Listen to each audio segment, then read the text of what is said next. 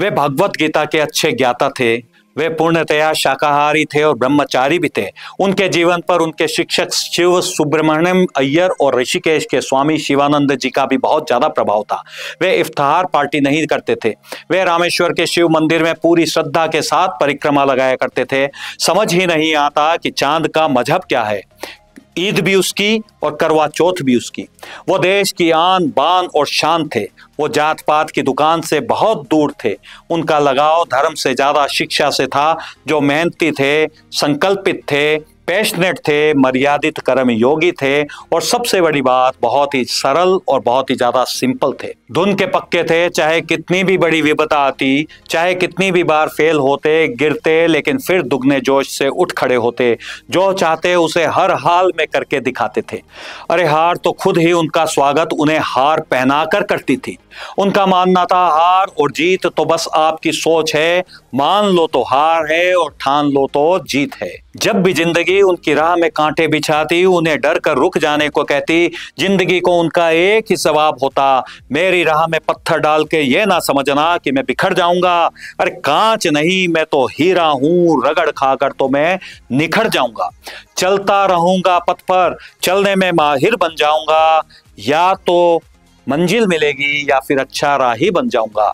उन्होंने हमें समझाया कि यदि आप कहीं इन्वेस्ट करना चाहते हो तो प्रॉपर्टी, गोल्ड, शेयर से पहले नॉलेज में इन्वेस्ट करो। यदि आप कुछ पहनना चाहते हो तो ब्रांडेड कपड़े और वॉचेस पहनने से पहले कॉन्फिडेंस को कैरी करने की आदत डालो। यदि आप कुछ बहुत बड़ा पाना चाहते हो तो बड़ा मकान और बड़ी गाड़ी तो पहले बड़ी बड़ी डिग्रियां और अवार्ड पाना सीखो। एक व्यक्ति जिसे भारत के सबसे ज्यादा बड़े तीनों सम्मान, भारत भूषण, भारत विभूषण और भारत रत्न सभी से सुशोभित किया गया, जिन्हें रिक्वेस्ट करके भारत के सर्वोच्च राष्ट्रपति पद पर बिठाया गया। इसके बावजूद भी उनकी मृत्यु के बाद उनके पास लगभग 2500 किताबों और डिग्रियों के अलावा कुल 10,000 का भी सम्मान नहीं मिला। आज हम बात कर रहे हैं सादगी के प्रतीक भारत के 11वें राष्ट्रपति महामहिम APJ अब्दुल कलाम साहब की, जिनका पूरा नाम अव्वुल पाकीर जैनुलाब्दीन अब्दुल कलाम था, लेकिन लोग उन्हें मिसाइल मैन के नाम से भी जानते थे। उनका जन्म 15 अक्टूबर 1931 को तमिलनाडु में रामेश्वर के नजदीक धनुषकोडी गांव में एक साधारण नाविक के यहाँ हुआ। पिता का नाम जैनुलाब्दीन और माँ का नाम आशियम्मा था। उन्हें शुरू से ही पढ़ने का बहुत शौक था। बचपन में उन्होंने अखबार बांटने का भी काम किया। 1955 में उन्होंने स्कॉलरशिप के साथ मद्रास इंस्टीट्यूट ऑफ टेक्नोलॉजी से एरोनॉटिकल इंजीनियरिंग की डिग्री प्राप्त की, जिसके लिए उन्हें 1000 रुपए की जरूरत थी। तो उनकी बहन ने उनकी पढ़ाई के सपने को पूरा करने के लिए अपने गहने तक बेच दिए थे। उनकी पहली पसंद डिफेंस थी, जहां वह फाइटर जेट के पायलट बनना चाहते थे, लेकिन इंडियन एयरफोर्स के एग्जाम में उन्हें 9th रैंक मिली, जबकि सिलेक्शन केवल 8 जनों का ही हुआ था। शायद भगवान भी यही चाहते थे कि वह बहुत बड़ा काम करने के लिए पैदा हुए हैं, तो इस कुंदन को और तपाया जाए।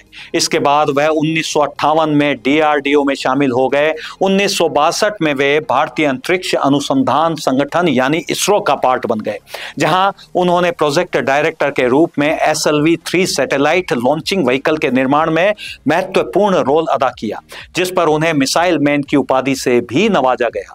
उन्होंने कई मिसाइलों का निर्माण किया। 150 से 300 किलोमीटर तक परमाणु हथियार ले जाने में सक्षम पृथ्वी मिसाइल बनाई। फिर 700 से 900 किलोमीटर की मारक क्षमता वाली अग्नि मिसाइल बनाई। इसके बाद उन्होंने त्रिशूल, नाग, आकाश, ब्रह्मोस जैसी शानदार मिसाइल बनाकर भारत को भी विश्व शक्ति बना दिया। जुलाई 1982 में रोहिणी उपग्रह को सक्सेसफुली स्पेस में इसी व्हीकल से लॉन्च किया गया था। वे अनुशासन के बहुत पक्के थे और कुरान के साथ साथ भगवत गीता के भी अच्छे ज्ञाता थे। उन्होंने जब से समझ पकड़ी, उनमें देश प्रेम की भावना कूट कूट कर भरी थी और वह हर समय सोते जागते हिंदुस्तान को सुपर पावर बनाने का सपना देखते रहते थे। वे तमिल वेद कुरल के भी अच्छे ज्ञाता थे, जिसमें अहिंसा और शाकाहार को तवज्जो तवज्जो दी जाती है। वे पूरी तरह से शाकाहारी थे और अंत तक उन्होंने शादी भी नहीं की थी। उन्होंने उस समय के सुपर जीनियस साइंटिस्ट विक्रम भाई साराभाई के साथ भी काम किया था। वे बच्चों और यूथ के लिए प्रेरणा स्रोत थे, जिनकी स्वर्णिम रोशनी में अब हर कोई नहाकर अपने आप को पवित्र करना चाहता था। वे अंतरिक्ष विज्ञान एवं प्रौद्योगिक संस्थान के कुलपति भी थे। 1981 में उन्हें पद्म भूषण, 1990 में उन्हें पद्म विभूषण और 1997 में भारत के सबसे बड़े सम्मान भारत रत्न से भी नवाजा गया। इसके अलावा भी उन्हें इंदिरा गांधी राष्ट्रीय एकता, वीर सावरकर, रामानुजन पुरस्कार, वॉन कॉमन्स विंग अवार्ड से भी सुशोभित किया गया था। उन्हें कई बार doctor of science, doctor of laws और डॉक्टर ऑफ इंजीनियरिंग जैसी डिग्रियों से भी अलंकृत किया गया था। उनका जीवन विविधताओं से भरा हुआ था, यानी वे मल्टीटास्कर थे। वे केवल साइंटिस्ट ही नहीं थे बल्कि प्रोफेसर भी थे, प्रेरणा स्रोत भी थे और वो लेखक भी थे। उन्होंने अनेक शानदार किताबें भी लिखी और आने वाली पीढ़ी के लिए स्वर्णिम राजपथ का निर्माण भी किया। खुद पर आजमाए हुए उनके कुछ गोल्डन कोट्स आज भी उन्हें महान बनाते हैं। जैसे, अगर तुम सूरज की तरह चमकना चाहते हो तो पहले तुम्हें सूरज की तरह अपने आप को जलाना भी होगा।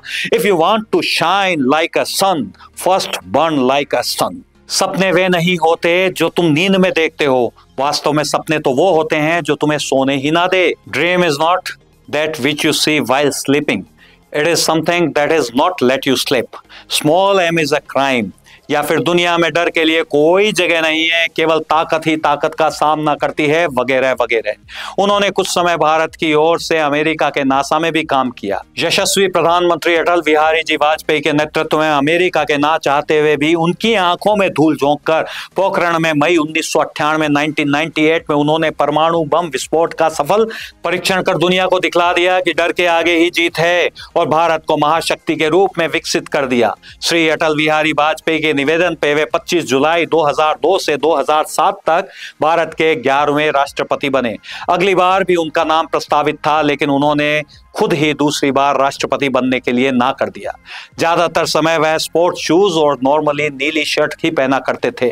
उनकी सादगी के बहुत सारे किस्से हैं, जैसे एक बार राष्ट्रपति भवन में उन्होंने अपने पूरे परिवार को रुकने के लिए बुलाया।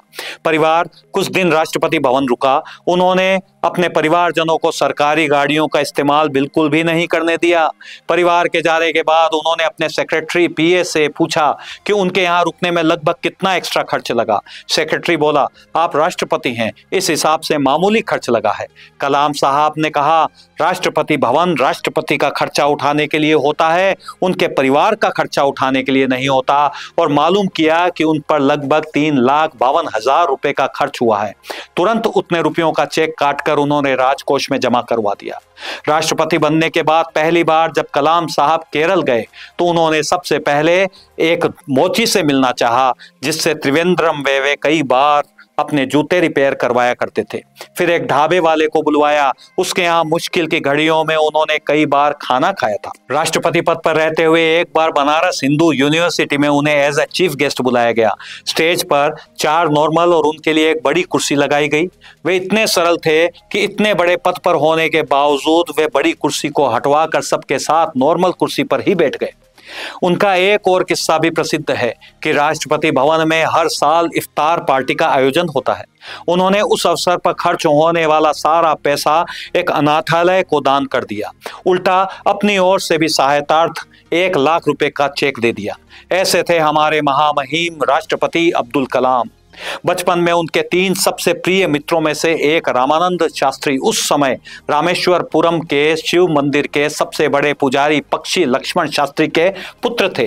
वे अक्सर शिव मंदिर की पूरी श्रद्धा से परिक्रमा लगाया करते थे। अब मैं आपको वो बात बतलाने जा रहा हूं जिसे जानने को आप उतावले हो रहे हैं कि कलाम साहब हिंदू थे या मुसलमान। तो सुनिए, कलाम साहब ना हिंदू थे ना वो मुसलमान थे, वो तो भारत का अभिमान थे, देश का गौरव थे और देश की शान थे। राष्ट्रपति पद से मुक्त होने के बाद भी वह नई भावी पीढ़ी में ज्ञान की ज्योत जगाने में लग गए थे। 27 जुलाई 2015 में वे शिलोंग मेघालय के IIM इंस्टीट्यूट में लेक्चर दे रहे थे। वहीं पर उनकी हार्ट अटैक आने से मौत हो गई। हिंदुस्तान को ऐसा लग रहा था जैसे उनके घर के किसी सदस्य की मौत हो गई है। हर किसी की आंखें नम और भीगी हुई थी और वह अपने जननायक और हृदय सम्राट को दिल से सलाम कर रहे थे। मृत्यु के पश्चात जब उनकी संपत्ति को देखा गया तो उनके पास पास लगभग 2500 किताबें, एक घड़ी, 6 शर्ट, 4 पैंट, 3 सूट, एक जोड़ी जूते और 36 डॉक्टरेट की डिग्रियां थी। यदि उनके प्रति आपको मेरा यह प्रयास अच्छा लगा है तो प्लीज इसे सब्सक्राइब करें, ज्यादा से ज्यादा लाइक और शेयर करें तथा कमेंट कर यह भी जरूर बतलाएं कि देशभक्त होने के नाते आपकी नजर में उनकी सबसे बड़ी क्वालिटी क्या थी। वह देश प्रेमी थे, वे सिंपल और सरल थे, विजनरी साइंटिस्ट थे, या फिर हिंदुस्तान के प्रेरणा स्रोत और हृदय सम्राट थे।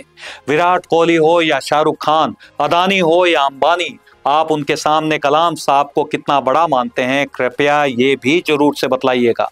एक महामानव जिसने अपने कठिन परिश्रम से देश के 140 करोड़ लोगों को सुरक्षा कवच पहना दिया। यदि मेरी तरह आपके मन में भी उनके प्रति बहुत ज्यादा सम्मान है तो प्लीज जय हिंद लिखकर उन्हें याद करें और सैल्यूट करें। नमस्कार, जय हिंद।